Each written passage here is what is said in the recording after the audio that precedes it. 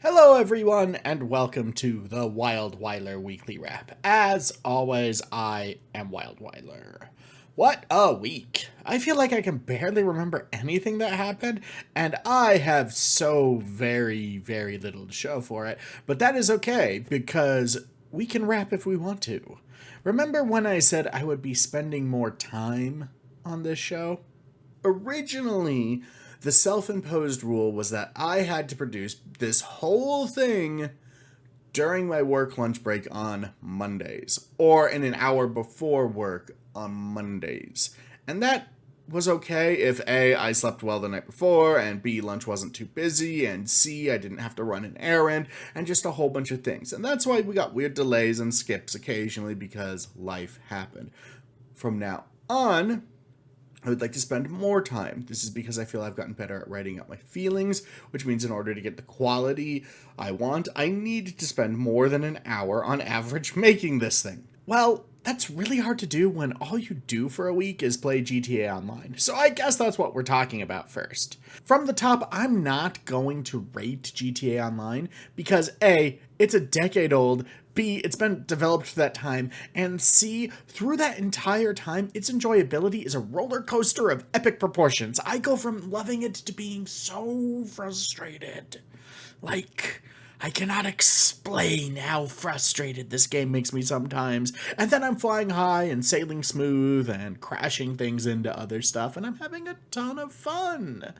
And frankly, that's the way I like GTA Online. I like that I have no idea what roller coaster of emotion I'm in for. GTA Online is one of my most played games, not because I like GTA particularly, it's a little too lowbrow and unrefined for my taste, but also the writers don't know comedy. They don't know how to do comedy. GTA, the entire franchise, is usually punching down, and all of the stories follow the same arc of one day I will be the boot stepping on people's necks. Even GTA 4, which they said was going to be a rags to the middle rather than a rags to riches story, still was kind of like, I'm gonna be the boot one day and stomp on everybody that gets in my way. But I digress. I feel like there are a lot of stories a crime-based open-world game could tell to provide a satirical and slapstick lampooning of our modern society, and GTA constantly falls short. And maybe Saints Row kinda did that at one point in time, but it was also deeply problematic, and also punched down. Where GTA doesn't fall short, and hasn't fallen short for a while, is its weirdly accurate but simplistic flight simulator.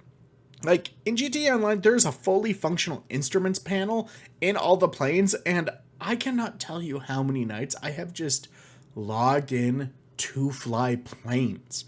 I do this because I have a long day, and learning Microsoft Flight Simulator seems hard, and flying a plane in meat space seems expensive, so GTA Online has really been my alternative, and that's great. I find it weirdly calming. I literally boot into a private session or go into passive mode and just fly my little planes, and I have a blast. But it's also a great game if you have a group of friends you just want to bomb around with. I will say this though, now is probably the best time to get into GTA Online that I've ever seen. They have fixed a lot of the grind issues. The game used to be the worst for the grind, especially early game, and that really does seem dealt with primarily through the addition of a huge variety of PvE missions that you can just do with your friends. I've had a blast doing them. The early ones are repetitive, but it really does feel like they're learning to do different things, and I love that. But I also hate that I had to say learning to do different things for a game that's been out for more than a decade at this point. I have lost count of how many things you can do in GTA Online because they've just kept adding to it, and it is still kind of always fun. If you've played the game before and you'd be coming back to it and you already have like $1,000,000 or so lying around, you can get a nightclub, which provides a really nice and possibly the first ever truly passive income in the game that has made everything just so much more enjoyable and accessible without having to be microtransactions to death. It was a really good choice. And if you need another reason to play, I'm always down to clown. So if you need somebody to back you up with the old rat-a-tat-tat and whatever goes on in that game, hit your boy up. Then I went to IKEA, and I have nothing to show for it and nothing to say about that. So let's do our first ever rerun of the segment from the first time I went to IKEA, because this is my show and I can do what I want. Have you ever been in an IKEA? No. I've never been in an IKEA. I've been in one IKEA, and they are the most, they are horrifying. So you go in this, warehouse, okay? There's no windows. You have no idea what time it is. You don't know what's going on. You don't know if your family is still alive or if the world exists outside, because it is a huge multi-story warehouse, okay? And then you can't just go to places in this warehouse. No, you have to follow this yellow line, and you go through a whole bunch of dioramas, little tiny towns, that are sort of built to show all the products. It's terrifying. So you're going through all these dystopian little tiny towns, and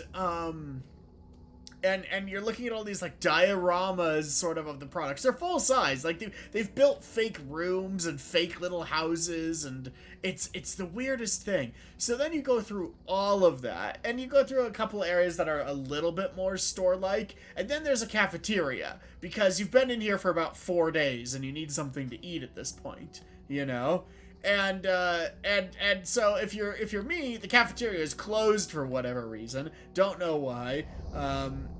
But so there's no cafeteria. So you can't even get the meatballs that everybody are talking about. And then you enter the warehouse area.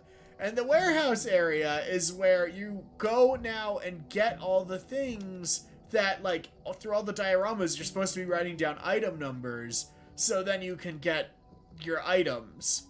So you leave this fake dystopian warehouse to go into a more warehousey warehouse where your stuff that you want to buy is. And it is just the weirdest, very upsetting kind of experience in many ways, because of how just you're in there for days.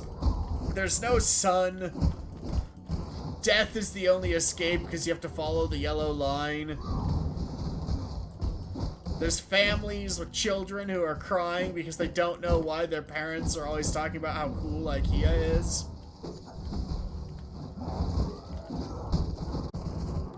It's terrifying. And finally, as I always do on weeks where I run out of things to say, I resorted to browsing Wikipedia's list of common misconceptions. And today we're talking about food, because there are a lot of misconceptions about food, and they bother me, so we're going to talk about it. First of all, number 1, putting bread in the refrigerator makes it go stale faster. It does protect it from mold, but mold and staleness develop on the counter at about the same rate, so by the time your bread has gone stale on the counter, it usually also has mold, so what are you protecting it from? I mean, if it goes stale faster in the fridge but doesn't have mold, it's still stale. All you have to do is leave it on the counter and properly protect it from drafts. By putting it in a box, or, like all of us do, leave it in the bag from the store, unless, you learned how to make sourdough during COVID, in which case you probably have a box, or you're eating bread so fast because it's always delicious. Second of all, darker roast coffees don't have more caffeine. That's not how roasting works. Roasting adds flavor. It can't add caffeine to coffee. Caffeine is determined by the beans themselves. And that's pretty much it, unless it's being added later as an additive. So don't let dark roasters make you think your coffee isn't good enough. In fact, if you meet somebody who says the coffee you like, you shouldn't. I'm not saying they don't like the coffee you like, but I'm saying if they make you feel bad for liking the coffee you like, just throw your coffee at them. That's how you solve that problem, because you're allowed to enjoy things that you like. Okay, enough chit-chat. Let's head over to the comments section to see what happened this week. A few weeks ago, I talked about my experience with the art challenge at the Warhammer US Open in Tacoma. We did not all get the same model. We got random models that were on a theme, and the theme was A Knight's Vow. So everybody got a character that was mounted, which isn't necessarily what a knight is, but whatever. In response, the Sasquatch said, "A knight is mounted. That's kind of the whole point of a knight. Mounted infantry. Which, okay, I get what you're saying, I do.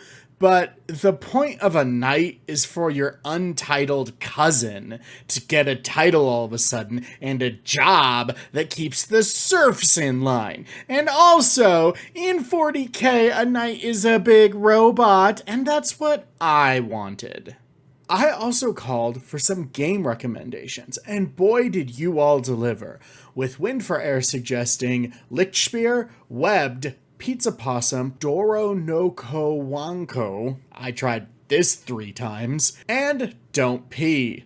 Bacchus DM suggested Brock the Investigator, Ultrakill, Titanfall 2, and several other games. In response, I purchased more than ones of the ones I listed, and I've scheduled some time to do a lot of recording, so stay tuned. That does it for this week. I'm going to be off next week because I'm going to a cabin in the middle of the woods, and I'm sure nothing bad will happen. As always, thank you for watching, and have a wonderful day. Bye-bye.